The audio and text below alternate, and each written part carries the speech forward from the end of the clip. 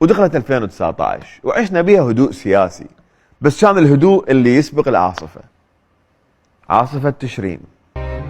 هذا يا غصون كان واحد من أهم وأقوى وأكبر الأحداث اللي صارت بالعراق بعد 2003، وهاي أول مرة من 100 سنة على الأقل يطلع بها الشعب العراقي بهذا العدد بدون تحريك من سياسيين ومن جميع الفئات، ويستمرون هاي الفترة الطويلة كلها حتى يطالبون بشيء واحد، وطن يعيشون به. ورا أشهر كاملة من القمع للناس استقال عادل زوية، ولحد الآن اللي جابوه يبكون عليه بعدهم. بس شوية خفوا البكي من جابوا السوداني بعدين، بس راح نجي فد شوية. وانتهت 2019 باستقالة عادل؟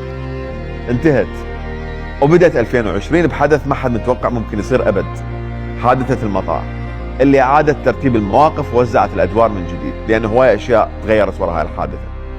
مشينا ب 2020 وبهاي السنة اجتنا 3 شغلات مهمة جدا: كورونا،